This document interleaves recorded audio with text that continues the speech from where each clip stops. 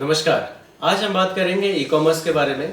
कैसे एक सेलर जो है ई कॉमर्स पे सेलिंग शुरू कर सकता है, क्या क्या प्रोडक्ट से वो सेल कर सकता है और क्या क्या फ़ायदे हैं ई कॉमर्स पे सेल करने के और कौन कौन से मार्केट प्लेसेस हैं, कैसे लोगों ने इसमें लाखों कमाए भी हैं और लाखों गंवाए भी हैं। तो आज हम जानेंगे इन सब के बारे में। हमारे साथ आज के गेस्ट हैं चेतन, जो पिछले 7 साल से ई कॉमर्स का बिजनेस कर रहे हैं। इन्होंने जब शुरुआत की थी तो काफ़ी इनिशियल डेज बैक इन 2018 शुरू किया था और आज ये 1000+ ऑर्डर्स कर रहे हैं अक्रॉस मार्केट प्लेस।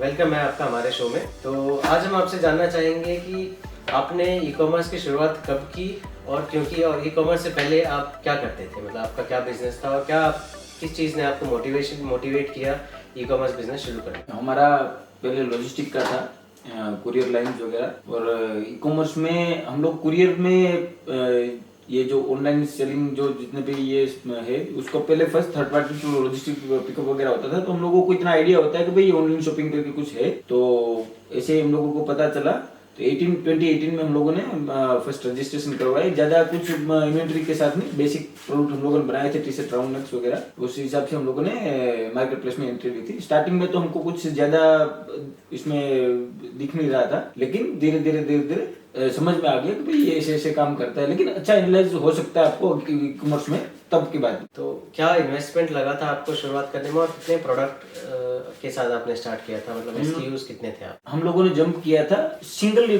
स्टाइल के साथ में विद वेरियस कलर ऑप्शन के साथ। जैसे basic round neck T shirt हम लोगों ने अपस्लीव वाला लॉन्च किया था विद 10 कलर्स, जिसमें हमारा मिनिमम इन्वेस्टमेंट लगा था 1 लाख रुपए। तो मैं एक और चीज़ आपके बारे में बताना चाहूँगा अपने व्यूअर्स को कि आप बिलोंग करते हैं तिरपुर से, जहाँ पे टी शर्ट की मैन्युफैक्चरिंग है और जहाँ से आपने टी शर्ट सोर्सिंग शुरू की।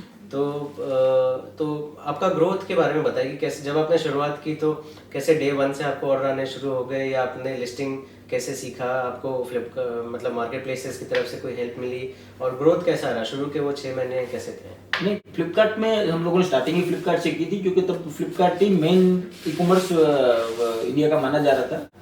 बाकी तो लर्निंग की बात है, फ्लिपकार्ट खुद ऐसा एक प्लेटफॉर्म है जिसमें ऑन लर्निंग ऐप, खुद उसका एक अलग से प्लेटफॉर्म है जिसमें आप कुछ भी लर्न कर सकते हो। पूरा एक स्कूलिंग टाइप है, तो उधर से पूरा वो सिखाते हैं। भाई अकाउंट मैनेजर भी आपको हेल्प भी मिलती है बैकएंड टीम से कि भाई आपको कैसे लिस्ट करना है, कैसे स्पॉन्सर करना है अपने प्रोडक्ट को। तो स्टार्टिंग में तो इतना बहुत हम लोगों को नहीं दिखा कि भाई इसमें कुछ हम लोग एक्सपेक्ट कर सकते हैं करके। तो धीरे धीरे भाई वो 2 ऑर्डर्स 3 ऑर्डर्स से हम लोग ऐसे जंप किए हैं, लेकिन स्टार्टिंग हम लोगों ने बेसिक से किया। नहीं, उसमें आई थिंक 2018 में तो काफ़ी फैसिलिटीज था सेलर के लिए।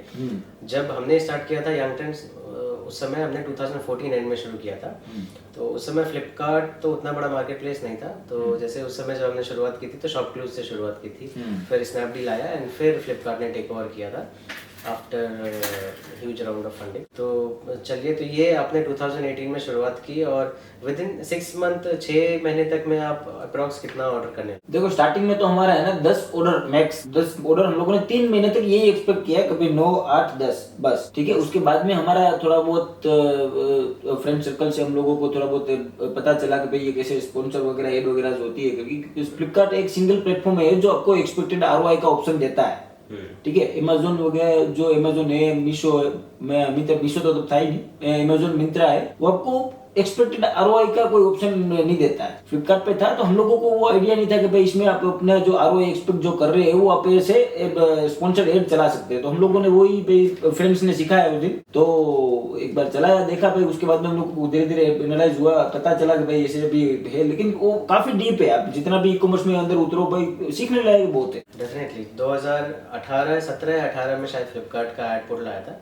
तो उससे पहले जैसे मुझे याद है कि 2014 में जब हमने शुरुआत की थी तो किसी भी पोर्टल पे कोई ऐड का कॉन्सेप्ट ही नहीं, तो आपको बस अपने प्रोडक्ट लिस्ट करने होते थे और सेल ऑटोमेटिक आता था, मतलब आपको एड स्पेंड करने की जरूरत नहीं थी। सेलर नहीं थे ना, सेलर उस समय काफ़ी कम थे। जी हाँ, हम लोग one of the first sellers थे। उस समय काफ़ी कम सेलर्स आते थे ऑनलाइन, एंड 2018 से जो है वो सेलर्स का बूम शुरू हुआ। एंड फिर उस समय मार्केट प्लेस भी काफ़ी अलग थे, पेटीएम भी काफ़ी स्पॉन्सर करता था। मतलब हमारे ऐसे भी डील्स रह चुके हैं जहाँ पे हमने 199 में टी शर्ट सेल किया है, लेकिन पेटीएम ने हमें 250 का पे आउट दिया है।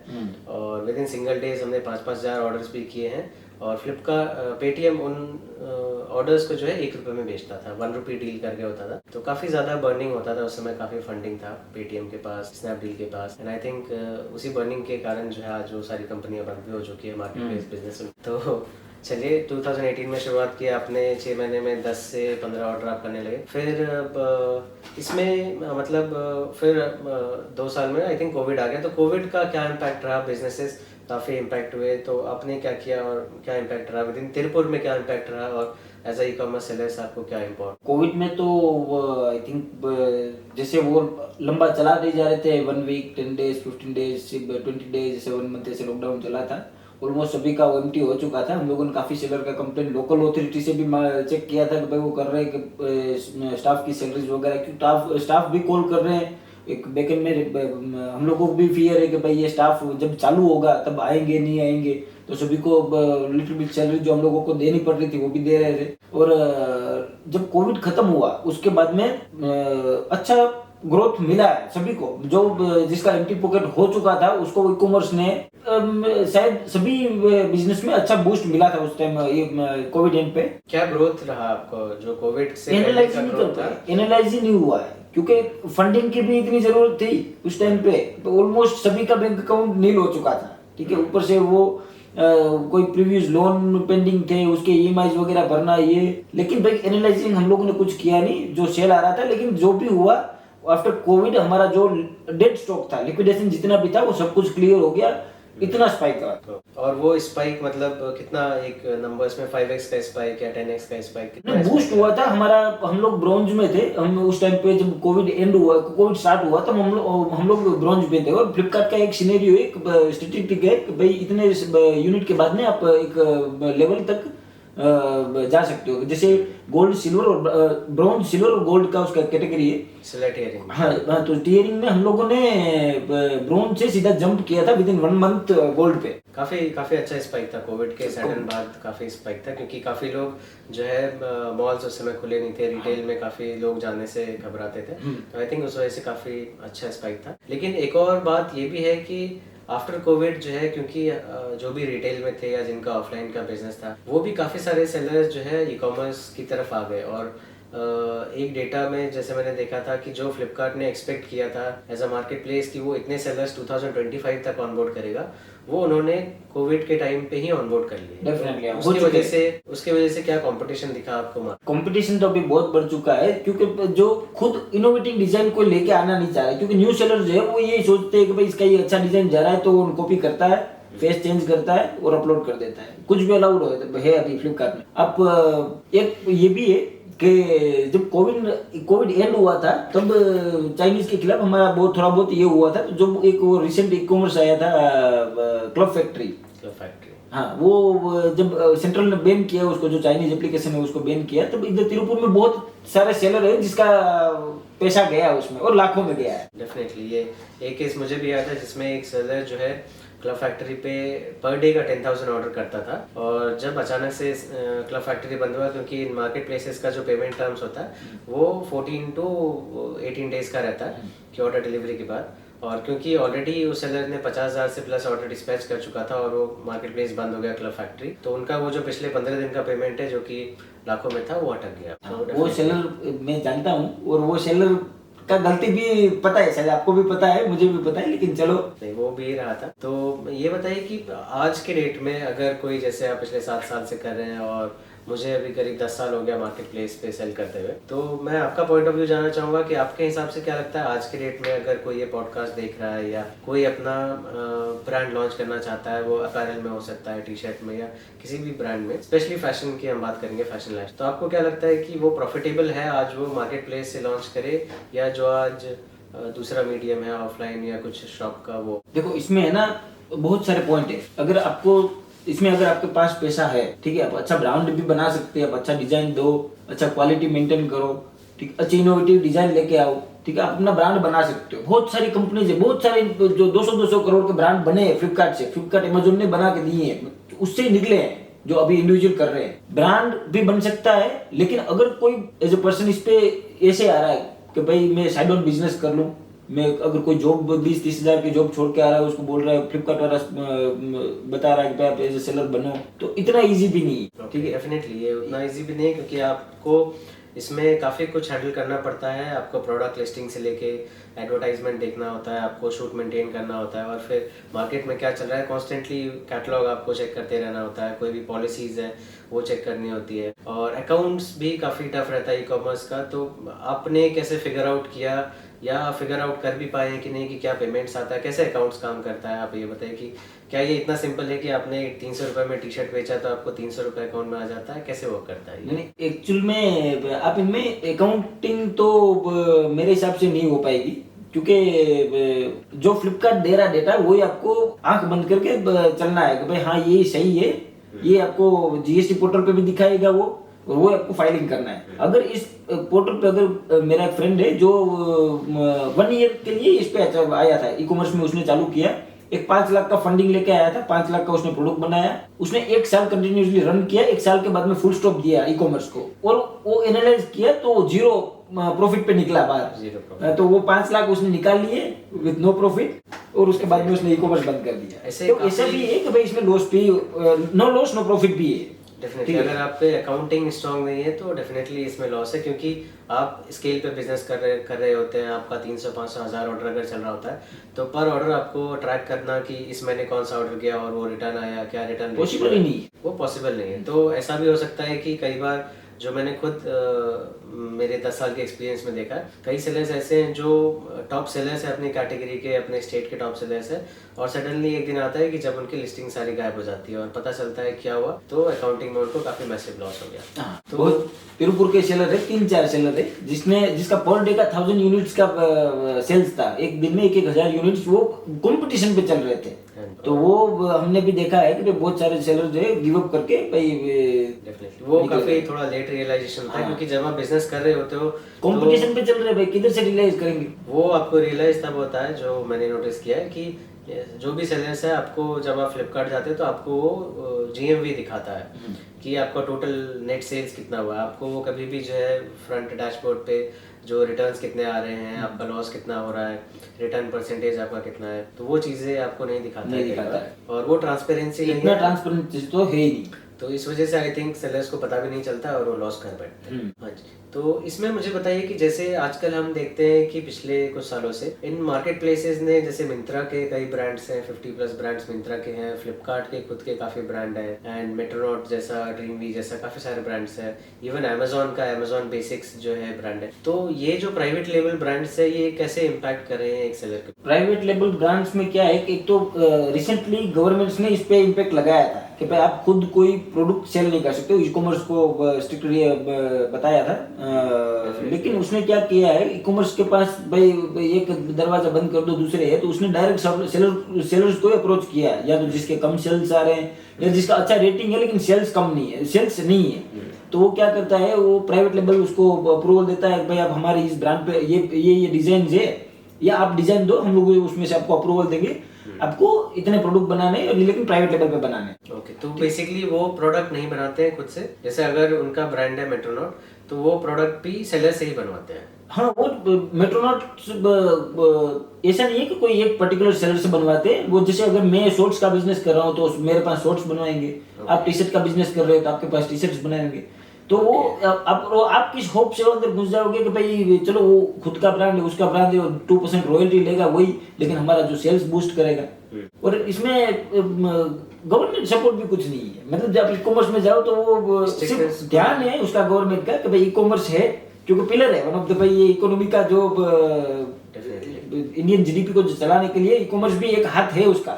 लेकिन भाई नजर सिर्फ नेगेटिविटी के लिए है कि भाई ये देखो कुछ चोरी ना हो रहा। स्ट्रिक्ट लॉज नहीं है, जैसे जो आप बात कर रहे हैं वो एक्चुअली ऐसा आया था कि फ्लिपकार्ट का एक खुद की कंपनी होती थी, पेरेंट कंपनी, जो WS रिटेल्स करके, WS रिटेल, तो वो जो है एक टाइम पे 70% ऑफ दी सेल्स जो है WS रिटेल ही करने लगा था। फिर वो फ्लिपकार्ट के गवर्नमेंट के नॉर्म्स आए कि आप खुद की मार्केट प्लेस पे खुद से सेल नहीं कर सकते, तो उन्होंने फिर ये किया। तो इसमें क्या आपको लेकिन ये अगर आप एनालाइज करें इसको, अगर आप लॉन्ग टर्म करते रहें, जैसे फॉर एग्जांपल आज आप शॉर्ट्स बना रहे हैं और आपने सेम स्टाइल जो आपका बिक रहा है, आप अगर मेट्रोनॉट के नाम पे बनाने लगे तो कल को जाके ब्रांड तो उनका बिल्ड हो रहा है, तो इसमें आपको क्या बेनिफिट लगता है कि सेलर को बेनिफिट है उनके साथ काम? बेनिफिट्स में तो देखो, इसमें क्या है कि भाई हम लोग हमारा खुद का हम लोग यही विजन लेके चले थे कि भाई ब्रांड बनाएंगे, ठीक है। लेकिन चलते चलते ये लगा कि ब्रांड तो ठीक है, जो घर का है वो भी चला जाएगा इसमें, ठीक है। और हम लोग कोई अपर क्लास फैमिली से नहीं आते, मिडिल क्लास फैमिली वाले हैं जितने भी सेलर्स है। अब जो बड़ा ब्रांड है, जो डायरेक्ट 2-2 हजार करोड़ का टर्नओवर करने वाली कंपनी तिरुपुर में है, वो भी अभी ई कॉमर्स में है, क्योंकि उसको जीएसटी बेनिफिट्स भी मिल रहे हैं, ठीक है। हमको कुछ नहीं मिल रहा है। जो स्मॉल सेलर्स है, जो 10,000, भले वो टॉप सेलर में हो, जैसे 10,000 इन्वेंट्री पर डे का कर रहे हैं, लेकिन वो है नो लॉस नो प्रॉफिट जैसा ही। जैसे ये जो आपने बताया कि आज के डेट में ऐसे सेलर्स भी हैं एक्सपोर्ट में, जो मैंने भी खुद देखा है, काफ़ी ऐसे बड़े फैक्ट्रीज वाले हैं, एक्सपोर्टर्स हैं हर फील्ड में, अपैरल में नहीं, एक्सपोर्ट्स, फूड में, इंडस्ट्री में और कॉस्मेटिक्स में, जो खुद बहुत बड़े प्लेयर हैं अपने इंडस्ट्री के। और उन्होंने जो है अपना खुद का ब्रांड लॉन्च कर दिया है मार्केट प्लेसेस पे। तो आपको क्या लगता है कि ये एक, अगर कोई बच्चा है 21 साल का, 22 साल का, जो कॉलेज के बाद स्टार्ट करना चाहता है ई कॉमर्स का बिजनेस, तो वो कैसे कम्पीट कर पाएगा इन ब्रांड से? आपको लगता है कोई स्कोप रह गया है, या अभी भी चांसेस है कि कोई नया ब्रांड आके इनके साथ कम्पीट कर? नहीं, देखो इसमें क्या है कि अगर कोई बच्चा पास आउट करके अगर सीधा ही कुछ बिजनेस आइडिया लेके निकल रहा है, तो ई कॉमर्स तो उसके लिए वे नहीं है कि भाई वो सीधा आएगा। ये इसमें कुछ अर्निंग का ऑप्शन तो स्टार्टिंग में है नहीं कि भाई सीधा आया आप सीधा अर्न करने लगे, आपको बर्न भी करना पड़ेगा, ठीक है। एडवर्टाइजमेंट ही है जो इसमें एक जो वे चल रहा है कि जैसे अगर आप पर डे का 20-50 ऑर्डर्स कर रहे हो, ठीक है। इसमें मैं एक आपको एग्जांपल देता हूँ अमेजोन का ही। हम लोग रिसेंट अमेजोन में हमारे अकाउंट मैनेजर से बात हुआ था, तो हम लोगों ने उसको ये कंप्लेंट भी दिया था कि ट्रैक सेम ही चल रहा है। अगर पर डे का 10,000 का एडवर्टाइजमेंट कर रहे हो, ठीक है, तो 1 लाख का सेल आ रहा है, ठीक है। तो 1 लाख सेल में हमारा 10,000 रुपए का प्रॉफिट नहीं है। मतलब जो आप प्रॉफिटेबल मार्जिन रखते हो, जो आप खुद एक प्राइस दे रहे हो, मतलब ऐड का कॉस्ट ज्यादा है, प्रॉफिट मार्जिन कम है। हाँ, तो वो एक है। और इसमें अगर जो यही अगर आप बोल रहे हो भाई कोई न्यू जनरेशन को अगर इसमें ई कॉमर्स में अगर आना है, देखो अगर उसके पास पैसा है, अगर वो बन कर सकता है और उसको कुछ ब्रांड बनाना है, तो डेफिनेटली आई। लेकिन अगर कोई ऐसा स्टाफ है, जो ऐसा बंदा है जो बोल रहा है कि भाई नौकरी से अब छुटकारा पाना है और मेरे को खुद का बिजनेस चल रहा है, तो ई कॉमर्स फर्स्ट ऑप्शन उसके लिए नहीं है। डेफिनेटली। तो जैसे इसमें मैं भी बताना चाहूँगा, काफ़ी लोगों को ऐसा लगता है कि मैं अगर आज की डेट में 40-50 हज़ार रुपये की जॉब कर रहा हूँ आईटी में, बैंगलोर में या किसी भी शहर में, तो उन्हें ऐसा लगता है कि बिजनेस फील्ड जो है, खास करके ई कॉमर्स जो है, काफ़ी सेलर्स काफ़ी ऑर्डर्स कर रहे हैं, तो उन्हें ऐसा लगता है कि काफ़ी आसान है और वो अपने जो अच्छी खासी हाई पेइंग जॉब छोड़ के जो है आ जाते हैं ई कॉमर्स में सेल करने। लेकिन काफ़ी टाइम बाद रियलाइज़ होता है कि एटलीस्ट वो 50,000 का प्रॉफिट आपको एक ई कॉमर्स बिजनेस से निकालने के लिए मिनिमम आपको जो है एक पर डे सेल काफ़ी अच्छा होना चाहिए। इन्वेस्टमेंट आपको रिक्वायर्ड होता है। एटलीस्ट आप महीने के कम से कम 15-20 लाख आप करोगे तो ही आप एक फिक्स्ड 50,000 का सैलरी खा ले जा सकते हो। तो ये एक सजेशन है, मतलब जो हम अपने व्यूअर्स को भी देना चाहेंगे कि जो लगता है कि ई कॉमर्स काफ़ी आसान है, कंपटीशन बहुत ज़्यादा बढ़ चुका है, स्पेशली पोस्ट कोविड और अभी करंट सिनेरियोज में। तो ये बताइए कि जैसे एक तो पार्ट हो गया कि ऑर्डर कैसे कैसे ग्रो होते हैं और ई कॉमर्स में ऑर्डर्स आते हैं काफ़ी सेलर को, हज़ारों लाखों ऑर्डर्स। ये बताइए रिटर्न भी एक बिजनेस का पार्ट है, तो रिटर्न्स को आप कैसे देखते हैं कि कैसे मैनेज करते हैं? और काफ़ी कंप्लेंट्स आए हैं कि रिटर्न्स में आप भेजते कुछ हो और आ कुछ जाता है, तो आपके क्या एक्सपीरियंस रहे? कुछ ऐसा अजीबोगरीब प्रोडक्ट जो आपको रिटर्न में आया हो या आपने कुछ सुना हो? देखो इसमें है ना, इंडियन कंज्यूमर है, आपको एक्सेप्ट करके चलना है। एक इसमें अलग अलग टाइप के फ्रॉड होते हैं, ठीक है। कोई अभी तो चलो फिर भी थोड़ा बहुत ट्रांसपेरेंसी के साथ में फ्लिपकार्ट वगैरह काम कर रहा है कि भाई इंडिविजुअल मतलब ट्रांसपेरेंट पैकेजिंग दे रहा है, तो वो लास्ट स्कैनिंग ऑप्शन उसके पास है कि हम लोगों ने आपको ग्रीन कलर का प्रोडक्ट दिया, आप हमको रेड कलर का रिटर्न कर रहे हो, ठीक। लेकिन इसमें एक लॉजिस्टिक का भी हाथ है कि वो जो स्टाफ पिकअप के लिए जा रहा है, फर्स्ट पॉइंट है ये कि जो स्टाफ पिकअप के लिए निकला है वो सैलरी बेस्ड नहीं है, ठीक है। उसको एक अलग पैकेज, वो अगर पैकेज इधर से 2 किलोमीटर दूर गया, अगर रिटर्न किसी ने रिक्वेस्ट डाला है फ्लिपकार्ट पे, 2 किलोमीटर बाइक चला के गया, उसको 30 रुपए 40 रुपए जो भी फ्लिपकार्ट दे रहा हो, लॉजिस्टिक टीम पे कर रही है उसको, तो वो 2 किलोमीटर अगर ड्राइव करके जा रहा है, ठीक है, तो वो उधर जाकर प्रोडक्ट देखेगा कि भाई ये तो यूज्ड है, लेकिन फिर भी वो लेके आ जाता है, क्योंकि वो अगर रिजेक्ट करता है तो 20 रुपए जो उसको मिलना है वो भी नहीं मिलेगा कुरियर वाले को। तो एक ये ऐसे फ्रॉड भी होता है, ठीक है। और एक वन टाइम अगर कोई सेलर जो कोई बायर है वो एक बार रिटर्न कर देता है, उसका ये बढ़ जाता है कि भाई हाँ ये तो एक्सेप्ट कर लिया, मेरा रिफंड भी आ गया, मैं तो ये बार बार करूंगा।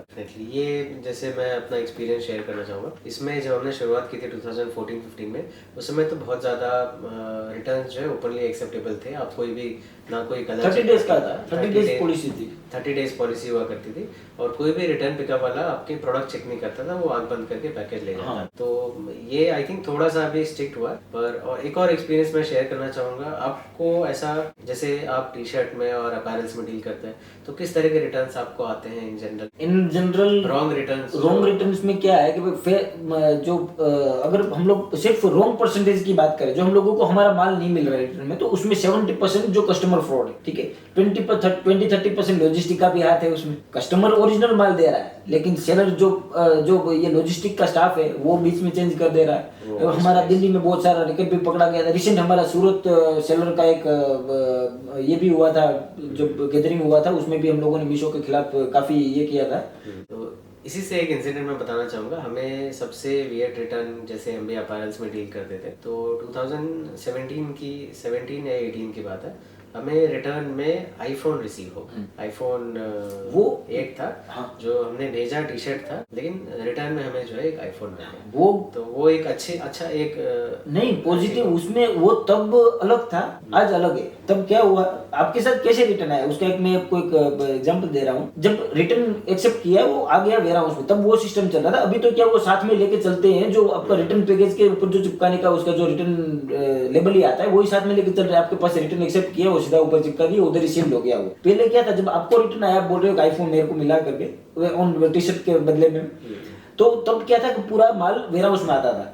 वेयर हाउस में स्कैनिंग होता था, तो लेबल जब प्रिंट आउट निकला, एक दो साथ में प्रिंट आउट निकला, तो आइडिया नहीं रहा कि भाई किसके ऊपर चिपकाना करके, वो इंडिविजुअल ऐसे के एक दो के ऊपर चिपका दिया, तो आपको वो जो आपका टी शर्ट है वो जो आईफोन वाले के पास चला गया और आईफोन वाले का आपके पास आ गया, वो एक्सचेंज हुआ है। तो ये बताइए कि जैसे अभी आपको इतना टाइम हो गया सेल करते हुए, तो मार्केट प्लेसेस में, जैसे हमारे पास अभी जो मार्केट प्लेसेस हैं जिसपे एक कोई सेलर सेल कर सकता है, वो फ्लिपकार्ट है, अमेजोन है, मीशो है, मिंत्रा है। मिंत्रा क्लोज प्लेटफॉर्म है, वो आपको अप्रोच करेगा तो आप सेल कर। तो ये जो 3 जो मेजर प्लेटफॉर्म्स है, उसमें आपको क्या लगता है कि अगर किसी को आज शुरुआत करनी है तो कौन से प्लेटफॉर्म से शुरुआत करें? क्या फायदे और नुकसान है इन प्लेटफॉर्म इंडिविजुअल? देखो इसमें क्या है कि फर्स्ट प्रेफरेंस तो मैं फ्लिपकार्ट को ही दूंगा, क्योंकि आपको सेलर सपोर्ट अच्छा मिलेगा अमेजोन पे, ठीक है, लेकिन आपको क्वालिटी भी मेंटेन सबसे अच्छा करना है अमेजोन पे। और अमेजोन एक इंटरनेशनल प्लेटफॉर्म है, ठीक है, वो पूरी दुनिया में फैला हुआ प्लेटफॉर्म है। वो हमारे इंडिया के नॉर्म्स के हिसाब से नहीं चलता है, वो वर्ल्ड वाइड जैसे चल रहा है वैसे ही चलता है। तो उसमें अगर एक नेगेटिव फीडबैक कस्टमर सेलर का बायर का आ गया तो बहुत इंपैक्ट करता है आपके अकाउंट्स को, ठीक है। और फ्लिपकार्ट में क्या है कि आप एक मीडियम क्वालिटी, उसमें प्राइस रेंज भी मैटर करता है फ्लिपकार्ट पे। अमेजोन पे प्राइस रेंज मेरे ख्याल से इतना मैटर नहीं करता है, आपको प्रोडक्ट सिर्फ अच्छा देना है, वो बेचना नहीं बेचना वो अलग बात है। लिक्विडेशन बिकता है आपका मीशो। ओके, हाँ, मतलब और सबसे लोएस्ट क्वालिटी या फ्लिपकार्ट अमेजोन का रिटर्न जो माल आया है, जो आपको मन कर रहा है कि भाई इसको हम लोग वापस अभी फ्लिपकार्ट अमेजोन पे नहीं सेल करेंगे, वो हम लोग बेचते हैं मीशो। लेकिन मीशो आज के डेट में अगर देखा जाए, आप डेटा को चेक कर, काफी बड़ा मार्केट प्लेस है एंड काफी ज्यादा मार्केट शेयर उसने फ्लिपकार्ट का लिया है। वही है सर, 3 टियर सिटीज और रूरल एरिया वही है। मीशो में क्या है कि भाई वो आपको कोई ओपन डेटा एनालाइज जो ट्रांसपेरेंसी के साथ में आपको कुछ भी नहीं दे रहा है, उसमें ना आप रिटर्न ट्रैक कर सकते हो, ठीक है, ना आफ्टर सेल्स आप कोई भी डेटा है उसके पास से मांग सकते हो। जैसे अगर आपने आज कोई प्रोडक्ट सेल किया है, जैसे आज अगर मैंने 100 ऑर्डर डिस्पैच करने के लिए रेडी रखे हैं, तो मैंने 11 बजे अगर ऑर्डर्स रेडी करके रखे हैं और 12, 1, 2 बजे या 3 बजे अगर कोई पिकअप में आ रहा है, तो इन बिटवीन अगर कोई भी ऑर्डर कैंसिल हो रहा है तो लॉजिस्टिक स्टाफ लेके चली जा रही है, या अगर रिजेक्ट भी कर रही है तो सेलर सपोर्ट है नहीं उतना, उसके पास कम्युनिकेशन के लिए स्टाफ नहीं है, या वो स्पेंड नहीं करना चाहता है, वो इंटरनल मैटर है उसका, हम लोग नहीं जाना चाहते उसमें। लेकिन एक ऑर्डर का पर डे का अगर 100 ऑर्डर्स आप एक डिस्पैच कर रहे हैं तो 3,000 ऑर्डर होते हैं एक महीने का, आप कैसे एनालाइज करोगे, ठीक है। और एक ये भी है कि भाई मीशो आपको कोई भी बैकएंड सपोर्ट नहीं देता है, ठीक है, वो आपको एड्स के लिए फोन करेगा, प्रमोशन के लिए फोन करेगा, लेकिन आपकी कोई भी कंप्लेन है वो उसके लिए आपको फोन नहीं करे, सिंपल है। बेसिकली देखा जाए तो अगर आपके पास हाई क्वालिटी प्रोडक्ट में आप डील करते हैं, अच्छा प्रोडक्ट बनाते हैं एंड अपर मिडिल क्लास के लिए आप प्रोडक्ट बना रहे हैं, प्रीमियम प्रोडक्ट, तो आप अमेजोन पे सेल कर सकते हैं। अगर आपका decent quality, affordable, value for money product है तो फ्लिपकार्ट आपके लिए है। और अगर आप मासी प्रोडक्ट में डील करते हैं जिसके कस्टमर रूरल एरियाज में है, क्वालिटी लो है एंड काफी प्राइस सेंसिटिव प्रोडक्ट है, तो आई थिंक आप मीशो पे उसको सेल कर सकते हैं। तो हर प्लेटफॉर्म का आई थिंक प्रोडक्ट के हिसाब से कस्टमर सेगमेंट भी अलग है। और सपोर्ट के मामले में भी जैसे ease of business I think Amazon पे ज़्यादा अच्छा है, जहाँ पे आपको सपोर्ट मिलता है, क्विक कॉल सपोर्ट है, जो उनके आपने अगर रियलाइज किया होगा जो quality of customer seller services है, अगर आप अमेजोन के सेलर सर्विस से आप कॉल पे कनेक्ट होते हो तो कितना भी बड़ा या छोटा प्रॉब्लम है वो आपको on call On call solve solve कर देता है। एक 100 आउट ऑफ 1 ही केस ऐसा होता है कि आपका प्रॉब्लम वो सॉल्व ना हो और वो नेक्स्ट डे या फॉर अ वीक फॉरवर्ड हो, बट वो आपका ऑन कॉल सॉल्व होता है। काफी एक्सपर्ट हम लोगों ने कोई ऐसा टेक्निकल ग्लिचेस देखा ही नहीं अमेजोन पे। एक हिसाब से अमेजोन प्लेटफॉर्म ऐसा है कि भाई उसने कोई चेंजेस ही नहीं किए, वो जैसे चल रहा है वैसे चल रहा है। हम लोगों को ये इन मंथ एंड या कोई भी टाइम पे आपको फ्लिपकार्ट मीशो पे अपना कुछ ना कुछ डिस्प्ले या आप ऑर्डर प्रोसेस नहीं हो रहे हैं या एडवर्टाइजमेंट में कोई इश्यू आ रहा है, हम लोगों ने फ्लिपकार्ट में आज तक कोई ऐसा कोई फेस ही नहीं किया है। मतलब अमेजोन पे ऐसा कोई हम लोगों ने टेक्निकल ग्लिच ही फेस नहीं किया। हम लोगों को कभी सेलर सपोर्ट टीम को कॉल करके ये नहीं पूछना पड़ रहा है सर ये आज आपका प्लेटफॉर्म ठीक से चल नहीं रहा है। वो आपको प्रॉब्लम फेस करनी पड़ेगी जो इंडियन प्लेटफॉर्म है। अमेजोन एक प्लेटफॉर्म है जो मैं बता सकता हूँ अपने एक्सपीरियंस से पिछले 10 साल के, कि उसका प्लेटफॉर्म आज भी उसी तरह का है जो 10 साल पहले था।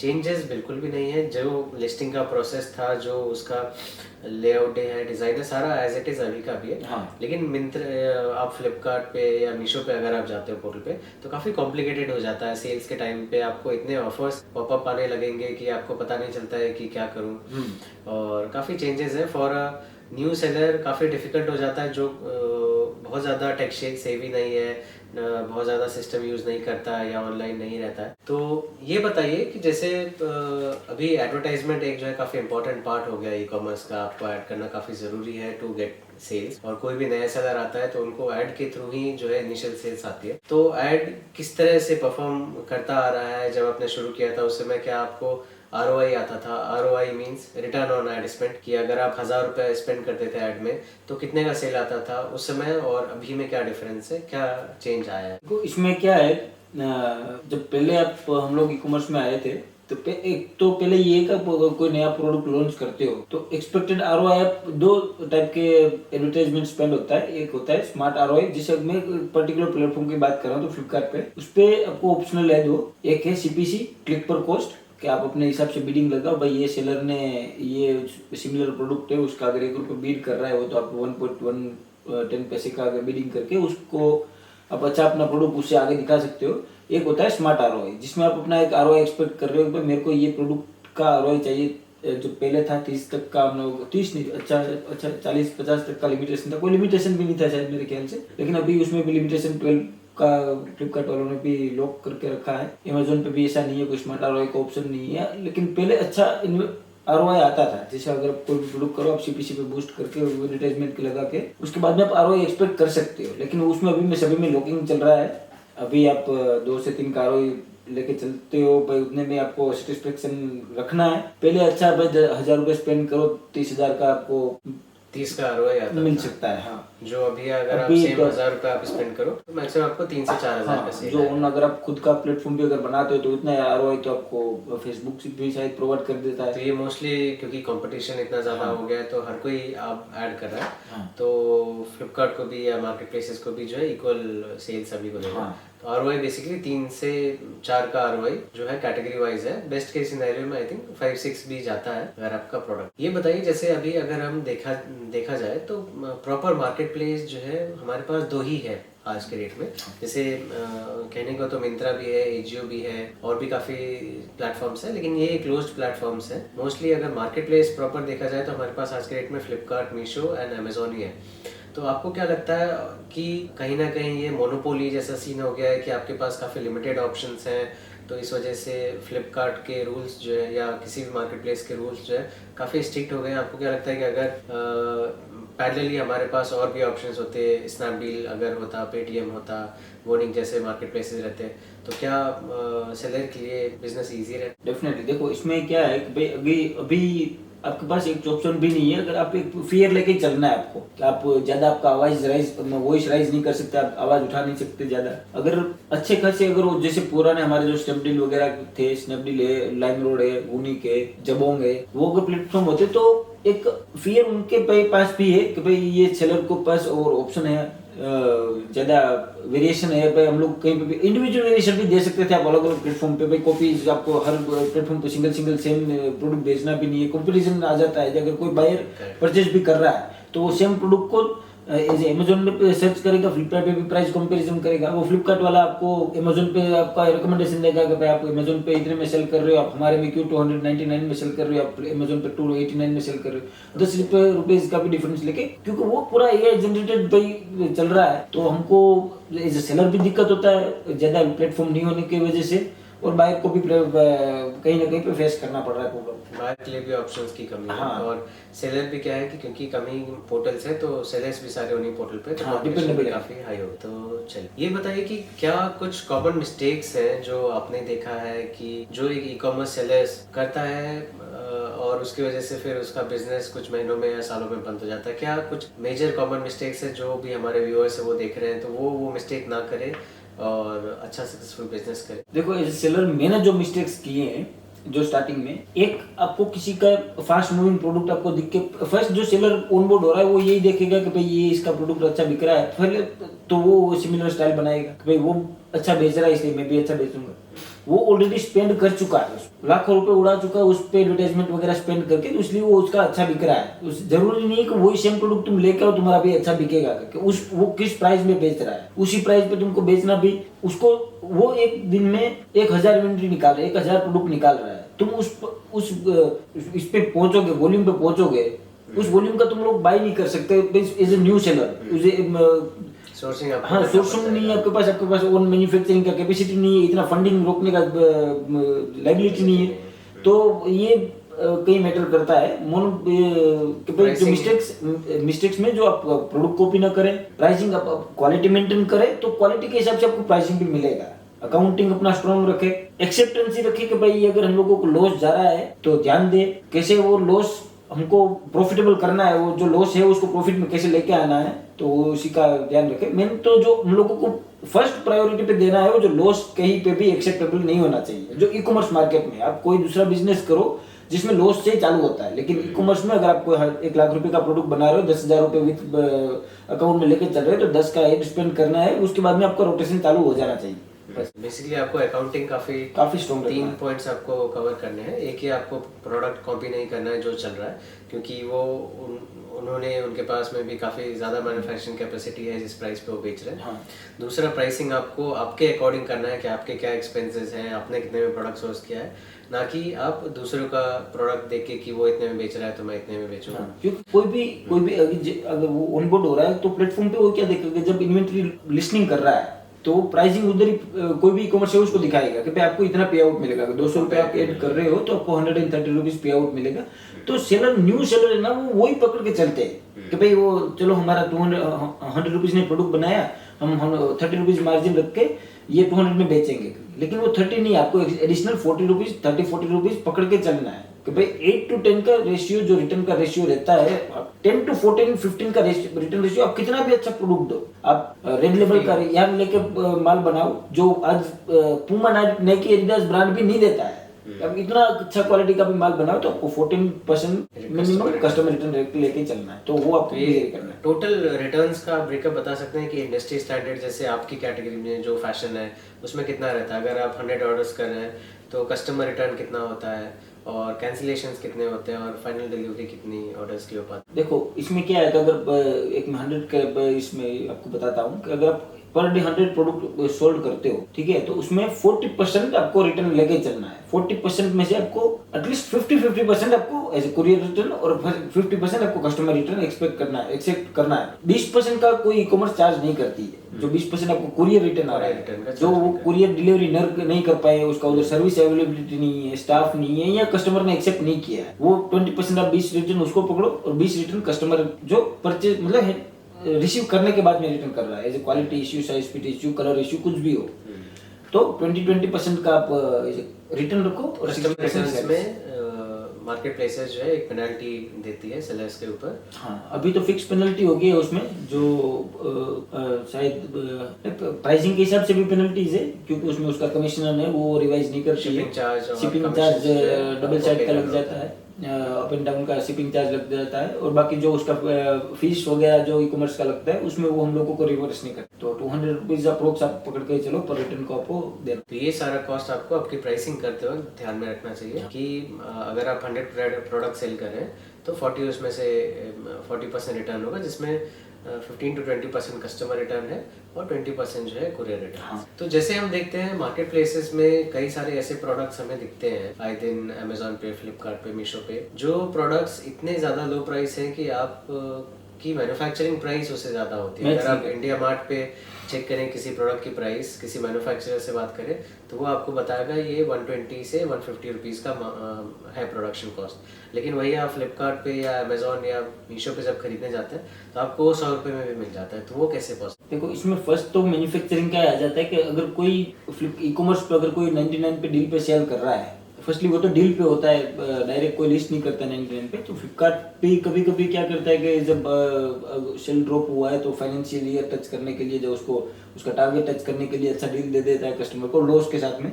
जैसे अगर हमारा कोई प्रोडक्ट है जिसका हमारा मैन्युफैक्चरिंग कॉस्ट 120 है और हम लोग उसको 200 में बेच रहे हैं, तो वो फ्लिपकार्ट हमको ऑफर करेगा कि आप इसको 99 के डील पे ओपन कीजिए, आप इस ऑफर पे ओपन कीजिए, हम आपको जो आपका प्रोडक्ट कॉस्ट है वो दे देंगे विथ मार्जिन। लेकिन ये आप इस ऑफर पे ओपन करो, क्योंकि इसमें एक गवर्नमेंट का भी ये हुआ था कि भाई फ्लिपकार्ट डायरेक्टली किसी भी ऑफर्स को नहीं दे सकती, इसलिए वो सभी सेलर्स कोई अथॉरिटी है कि भाई वो कितने में देना चाहता है, तो हम लोग को 99 की डील पे ओपन बोलेंगे कर दो करके, तो हम कर दें। कस्टमर 99 में खरीदता है लेकिन आपको हमारा पे आउट मिल जाता है, तो हमारा जो कॉस्टिंग हम लोग जो 200 में बेच रहे हैं, जो हमको प्रॉफिट आ रहा है, जो प्रॉफिट और जो पे आउट आ रहा है वो सेम हमको मिल जाता है। और एक ये भी है कि लिक्विडेशन इसमें सोल्व होता है। जैसे अगर कोई सेलर है, जैसे काफी सारे बड़ी कंपनीज है जिसने लिक्विडेशन सेल करने के लिए ही ऑनबोर्ड हुए। जैसे एक कंपनी है जिसका नाम नहीं मैं बोल लूंगा इधर, वो पर मंथ का उसका 1000 करोड़ का बिजनेस है, ठीक है। तो वो कभी क्या होता है कि भाई कोई शिपमेंट रिजेक्ट हो गया, कोई लिक्विडेशन पड़ा है, कोई डेट स्टॉक पड़ा है, तो इन ईयर एंड या ऐसी टाइम पे वो क्या करेगा कि भाई इसको ये गवर्नमेंट बेनिफिट्स भी मिलता है, एक्सपोर्ट डेट स्टॉक का भी दिखा के वो ई कॉमर्स पे लिस्ट कर देता है, वो 99 की डील पे निकाल देगा। तो उसके लिए तो उसका डेट स्टॉक है जो उसको किलो के रेट पे बेचना है, तो वो इस पे 10 रुपीज भी अगर उसको मिल रहा है पर पीस का, तो 5 into 10 50 रुपीज वो हो गया, प्लस जीएसटी बेनिफिट गवर्नमेंट का जो भी मिल रहा है वो भी है। बेसिकली न्यू सेलर्स जो भी आते हैं सेल करने के लिए या जो भी कस्टमर्स है, उन्हें ऐसा लगता है कि ये प्रोडक्ट ही 99 में बनता होगा या 70-80 रुपीज में बनता होगा जो 99 में सेल हो रहा है। जबकि बात ये है कि प्रोडक्ट का कॉस्ट, मैन्युफैक्चरिंग कॉस्ट ज़्यादा है, लेकिन वो बिक रहा है या तो डील की वजह से कस्टमर्स को सस्ते में मिल रहा है, या तो कोई ऐसी कंपनी है जिनके पास लिक्विडेशन का स्टॉक है जो जीरो वर्थ का है उनके लिए, लेकिन वो उनको 99 में मिल रहा है, तो वो बहुत बड़ी बात है। हाँ, तो इसमें एक प्राइस ये भी तो आ जाता है कि जो अगर नया सेलर कोई आ रहा है तो एज बायर ही है फर्स्ट, तो फ्लिपकार्ट का वो देख के ही तो आया, उधर से ही तो उसका फर्स्ट बैनर में भी आ रहा है कि भाई एज बीइंग अ सेलर करके, तो उधर से उसको इंस्पिरेशन मिल रही है, तो वही देख रहा है कि भाई ये 99 का प्रोडक्ट है, तो इसमें पे आउट का एक मेन जो अंदर आता है उसके बाद में पता चलता है उसको भाई क्या पे। आखिर में हम जानना चाहेंगे कि अगर कोई, क्योंकि ई कॉमर्स इतना बड़ा सेगमेंट है, हर कोई आज ऑनलाइन शॉपिंग कर रहा है, कोई कॉमर्स के थ्रू शॉपिंग कर रहा है, तो अगर कोई इस मार्केट में एंटर करना चाहता है, ई कॉमर्स की शुरुआत करना चाहता है, तो आपको क्या लगता है कि किस तरीके से वो ग्रो कर सकता है और क्या स्कोप है बिजनेस का, कैसे उसे प्लान करना चाहिए अपना बिजनेस ई कॉमर्स पे? क्या वो फुली ई कॉमर्स डिपेंडेंट रह के करे या दूसरे बिजनेस भी साइड बाय साइड करे, ऑफलाइन करे या अपना D2C ब्रांड करे? तो आपके हिसाब से क्या फ्यूचर है? देखो, अभी जो जितने भी ई कॉमर्स अवेलेबल है, मिंत्रा, आजियो को छोड़ के, फर्स्ट क्राई, मिंत्रा, आजियो, जो टफ है आपको ऑनबोर्ड होना, क्योंकि इन्विटेशन पे ऑनबोर्ड आप हो सकते हो उस पे, लेकिन फ्लिपकार्ट, अमेजोन, मीशो, उस पे आप कर सकते हो विथ मिनिमम इन्वेंट्री। आप 10,000 का माल कहीं से सोर्स करो, आप फर्स्ट ट्रायल कर सकते हो, आप अपना एक्सपीरियंस ले सकते हो उस पे आप, उसके बाद में आपको, लेकिन ये आपका मेन सोर्स ऑफ इनकम नहीं होना चाहिए। अगर आप कोई जॉब कर रहे हो तो विद जॉब ये आप कंटिन्यू कर सकते हो, आपको स्लॉट मिल सकता है। ये जरूरी भी नहीं है कि भाई आपको 24 आवर्स, ये मोबाइल से भी ऑपरेट हो सकता है। आप तो सभी प्लेटफॉर्म का एंड्रॉइड ऐप भी है, iOS एप्लीकेशन भी है, इसलिए फुल टाइम आपको इसको देना की भी जरूरत नहीं ई कॉमर्स को। अगर आपका हाउस वाइफ है या मदर है घर पे, तो आप उसको भी दे दो, वो पैकेज रेडी करके रख दो, वो आप एक पल आएगा लेके चला जाएगा। लेकिन फुली डिपेंडेंट ई कॉमर्स पे जो न्यूअर है, जो न्यू कोई ऑनबोर्ड होना चाहता है, जो खुद का बिजनेस करना चाहता है, वो उसको इसके ऊपर 100% कोई जॉब क्विट ना करे और पहले एनालाइज करें, एक मिनिमम इन्वेंटरी के साथ में अगर ऑनबोर्ड हो तो हो, पूरा एनालाइज अगर किसी को ऑनबोर्ड होना भी है तो इस चीज़ का ध्यान रखें कि आपका पूरा बिजनेस जो है एक पोर्टल से ना हो। जैसे ऐसा ना हो कि आपका पूरा 100% बिजनेस मीशो से ही आ रहा है या फ्लिपकार्ट से ही आ रहा है, अमेजोन से ही आ रहा है। आपको अपना बिजनेस जो है मेरे हिसाब से डिवाइड करके चलना है। क्योंकि कभी मान लो अगर आपका फ्लिपकार्ट पे कुछ टेक्निकल इशू की वजह से अगर आपका सेल्स ब्लॉक हुआ या कुछ इन्वेंटरी स्टक हुआ या पॉलिसी चेंजेस हुए, तो एटलीस्ट आपके बाकी जो एक परसेंटेज ऑफ सेल्स है वो सेफ। हाँ, क्योंकि इसमें टेक्निकल भी एरर आते हैं। ऐसा नहीं है कि भाई आपका माल खराब है इसलिए नहीं बिक रहा है, टेक्निकल एरर आ गया, आपका फुल इन्वेस्टमेंट हुआ है तो इसमें लॉसेस, वो एक मेंटली लॉस भी हो सकता है आपका। इसलिए ये भी ध्यान रखना है, ओवर इन्वेस्टमेंट भी नहीं करना है इस लाइन पे। जो न्यू हो रहा है इसके लिए, जिसके पास बाप के पास पैसा है वो कर सकता है। तो आज हमने डिस्कस किया कि कैसे एक नया सेलर मार्केट प्लेसेस पे ऑनबोर्ड हो सकता है, क्या क्या प्रोज हैं, क्या क्या कॉन्स हैं मार्केट प्लेस के, कौन सा मार्केट प्लेस पे आप किस तरह के प्रोडक्ट बेच सकते हैं, और कुछ कॉमन मिस्टेक्स जो हर सेलर करता है अपनी सेलिंग की जर्नी में, कैसे उनको अवॉइड किया जा सकता है, इस बारे में हमने डिस्कशन किया। And thank you very much to Chetan भाई आने के लिए और हमें हमारे साथ इतना इन्फॉर्मेशन शेयर करने के लिए। तो आज हमने डिस्कस किया कि कैसे आप अपना ई कॉमर्स बिजनेस शुरू कर सकते हैं।